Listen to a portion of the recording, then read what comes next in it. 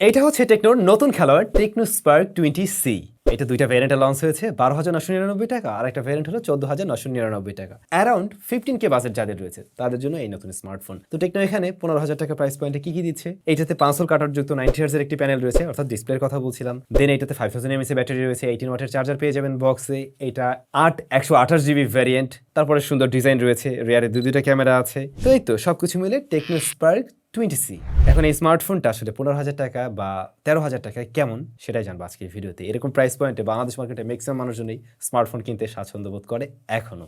তো box content হিসেবে smartphone, charger, cable, SIM ejector tool, case, user manual guide, as usual সবকিছুই ছিল।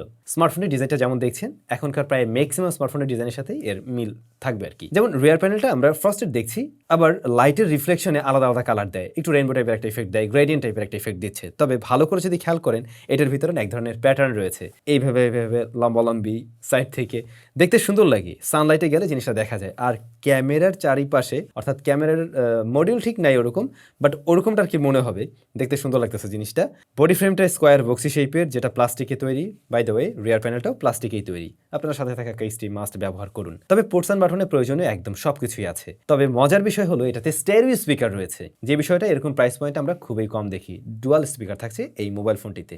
স্পিকারের প্রসঙ্গ নিয়ে ফার্স্টেই যদি বলি, এটার লাউডনেস বেশ ভালো, তবে লাউডনেস বেশি পাবেন এইখানে। ব্যালেন্স টাইপের সাউন্ড না, এইটাতে একটু বেশি লাউড, বেশ ক্লিয়ার সাউন্ড দেয়। প্রাইস পয়েন্ট অনুযায়ী এটার স্পিকার কোয়ালিটি ভালো লাগছে আর কি আমার কাছে। ইয়ারপিসের সাউন্ডও ঠিকঠাক ছিল। আর এই ডিভাইসে ফিঙ্গারপ্রিন্ট স্ক্যানারটি রয়েছে সাইডে, যা ফাস্ট এবং একুরেট কাজ করছে।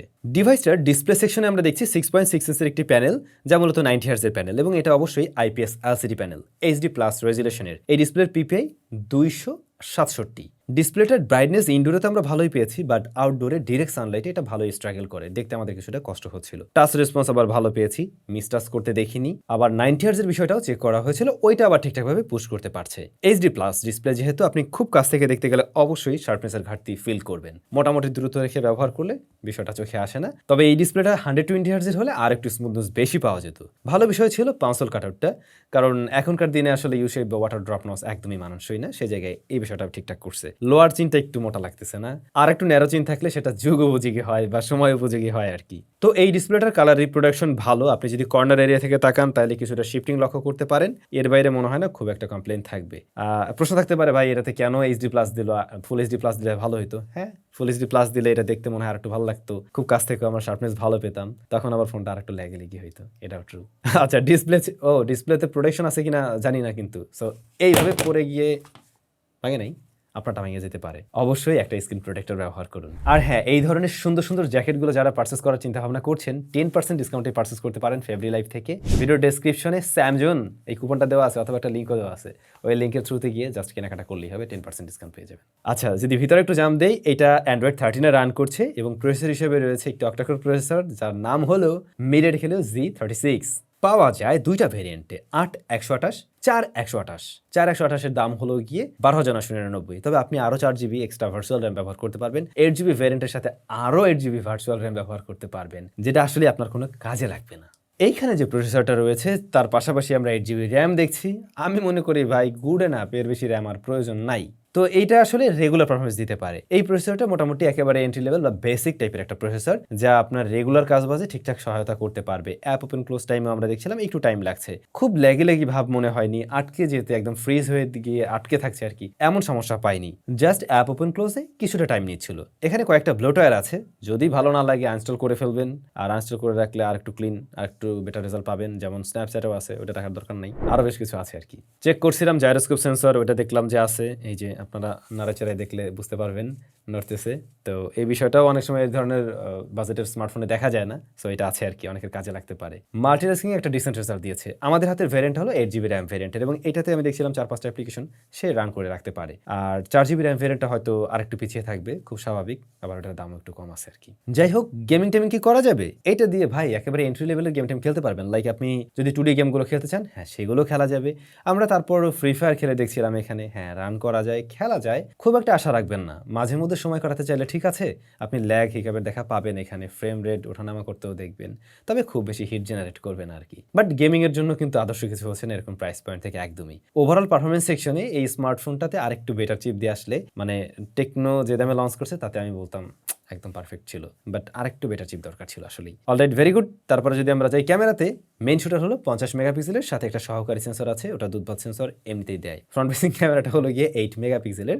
এই ফোনটা দিয়ে ভিডিও রেকর্ড করা যাবে সর্বোচ্চ 1080p 30 fps এ। এর ক্যামেরাটা আমার এরকম প্রাইস পয়েন্ট অনুযায়ী ঠিকঠাক লেগেছে বলতে পারি, এক কথায় যদি বলতে বলেন। যেমন ধরুন এখানে কালার টালার একটু বুস্টেড দেখবেন, একটু কালারফুল দেখা যায়, একটু কন্ট্রাস্টিও মনে হয়েছে। আর যদি প্রপার লাইট দেওয়া যায় তখন শার্পনেস ডিটেল কিন্তু আবার ভালোই দেখাতে পারে এই স্মার্টফোন। বাট লো লাইটের দিকে অনেকটাই সফট করে ফেলে, নয়েজ গ্রেনের দেখার পাশাপাশি আপনি দেখবেন ওভার কন্ট্রাস্টি হয়ে যাচ্ছে। কিন্তু ভালো লাইটে নিলে এর ছবি নিয়েও সন্তুষ্ট থাকবেন। একটু বেশি হাইলাইট চলে আসলে মাঝে মধ্যে ওভার এক্সপোজ হতে দেখছিলাম, বাট ম্যাক্সিমাম সিনারিতে এটা ভালো রেজাল্ট দিয়েছে আর কি। আছে ভাই পোর্ট্রেট মুড, এটার এস ডিরেকশনে একটু গরমিল আছে তো অবশ্যই, আবার ব্যাকগ্রাউন্ড ব্লারনেসটাও একটু আর্টিফিশিয়াল লাগছে আমার কাছে। পাশাপাশি আরেকটা বিষয় খেয়াল করলাম, হিউম্যান ফেসকে বা মানে স্কিনটাকে একটু বেশি ওয়ার্মের দিকে নিয়ে নেয়। এটা আর একটু ন্যাচারাল রাখলে দেখতে আরো সুন্দর লাগতো, সেই সাথে একটু সফট করে ফেলে। অন্ধকারে বা লো লাইটে ছবি তুলতে গেলে যদি মোবাইল ফোন নড়ে যায় অথবা যার ছবি তুলবেন সে যদি নড়ে যায় তাহলে কিন্তু ছবি খুব একটা ভালো আসবে না, ঝাপসা হয়ে যাবে, ব্লারি হয়ে যাবে। কিন্তু স্টেডি হাতে যদি শট নিতে পারেন, স্ট্যাবল থাকে সবকিছু, তাহলে মোটামুটি চলনসই ছবি পাচ্ছেন। কিন্তু তখন আমার মনে হয়েছে কালারটা একটু বেশি বুস্টেড দেখায়। ভিডিওতে স্ট্যাবিলিটির অভাব বোধ করবেন, যদি স্ট্যাবলভাবে শ্যুট করতে পারেন তাহলে এর ফুটেজ কাজে লাগাতে পারবেন। ডায়নামিক রেঞ্জ এবং এক্সপোজার ব্যালেন্সে এখানেও কিছুটা হিমশিম খেতে দেখা গেছে। এখন ক্যামেরা নিয়ে যদি আমাকে জিজ্ঞেস করেন, ভাই এটার মেইন ক্যামেরা কি এরকম প্রাইস পয়েন্ট থেকে ওকে? হ্যাঁ, এরকম প্রাইস পয়েন্ট থেকে ডিসেন্ট একটা রেজাল্ট দিয়েছে। ক্যামেরার জন্য হতাশ হবেন না খুব একটা, কারণ এর চাইতে বেটার ক্যামেরাও আপনি এই বাজেটে খুব একটা পাবেন না। খুব একটা না, পাবেন না আসলে অফিসিয়াল যদি চিন্তা করেন। আর যদি অল্প কিছু বাড়ান তাহলে ডেফিনেটলি আপনি আরো বেটার ক্যামেরা ফোন পাবেন। আচ্ছা, ফ্রন্ট ফেসিং ক্যামেরাটা মোটামুটি ভালো লাগার কাতারে ছিল। এটাও একটু ওয়ান টোনের দিকে ছবি দেয়, স্ক্রিনটাও হালকা একটু সফট করে দেয়। আমার মনে হয় ফ্রন্ট ফেসিং ক্যামেরার ছবি নিয়ে খুব একটা আপনাদের কমপ্লেইন থাকছে না। এই ফোনে আমরা 5000 mAh এর ব্যাটারি পেয়েছি, 18 ওয়াটের চার্জার পেয়েছি। এই কম্বো এই প্রাইস পয়েন্ট অনুযায়ী মানানসই। এটার ব্যাকআপ ভালো ছিল, 90 হার্জ অন থাকা সত্ত্বেও আপনি একদিন প্লাস টাইম ইজিলি ব্যবহার করতে পারবেন, কারণ এইটার ডিসপ্লেটা এইচডি প্লাস রেজলিউশনের। আপনি মোটামুটি হেভি ইউজার হয়ে থাকলেও দিন শেষে দেখবেন 20%-এর মতো বা 15%-এর মতো চার্জ অবশেষ আসে। তবে যারা কিনা খুব মিডিয়া কনজামশন করেন, প্রচুর পরিমাণে মুভি টুভি দেখবেন, তাদের হিসাব একটু আলাদা। তারপরে আমার মনে হয় ভালো ব্যাকআপই পাবেন আর কি। এইটার নেটওয়ার্ক রিসিপশন ভালো ছিল বোথ কানেকশনে। তো এই ছিল টেকনোর নতুন আকর্ষণ, Tecno Spark 20C। Spark 20C যে প্রাইস পয়েন্টে আসছে আসুক, বাট যা দরকার ছিল এটার পারফরমেন্স সেকশনটাতে আরেকটু ইমপ্রুভমেন্টের দরকার ছিল। সেই ক্ষেত্রে আমরা তখন এই ডিসপ্লের ব্যাপারগুলো মাথায় রাখতাম না যে এইচডি প্লাস কেন না। তো এই আর কি। এখন এইটা আসলে কারা চয়েস করবেন? যারা মূলত একদম বেসিক ইউজার রয়েছেন, আপনি সুন্দর একটা অ্যান্ড্রয়েড স্মার্টফোন চাচ্ছেন যেটার ডিসপ্লেতে পাঁচল কাটর থাকতে হবে, যেটা দেখতে সুন্দর হতে হবে, ব্যাটারি ব্যাকআপ ভালো লাগবে, 90 হার্টজ থাকা জরুরি আছে, আর হচ্ছে কি আপনার ডুয়াল স্পিকারের মজা চান। অর্থাৎ এই ফোনটা না মিডিয়া কনজামশন যারা করেন বেসিকলি তাদের টার্গেট করে কিন্তু আনা এক প্রকার বলা যায়।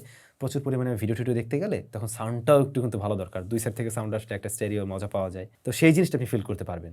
ওই ধরনের যারা কিনা ইউজার রয়েছেন তারা এই ডিভাইসটাকে আবার দেখতে পারেন। আর আজকের ভিডিওতে অবশ্যই কিন্তু কমেন্ট করে জানাতে ভুলবেন না এরপরে আপনারা কেমন বাজেটের স্মার্টফোনের রিভিউ চাচ্ছেন। সেই ক্ষেত্রে আমাদের ভিডিওগুলো তৈরি করতে বা সেট করতে একটু সুবিধা হয়, মাস্ট কমেন্ট করে জানাবেন। দেখা হচ্ছে নতুন ভিডিওতে। Till then, take care.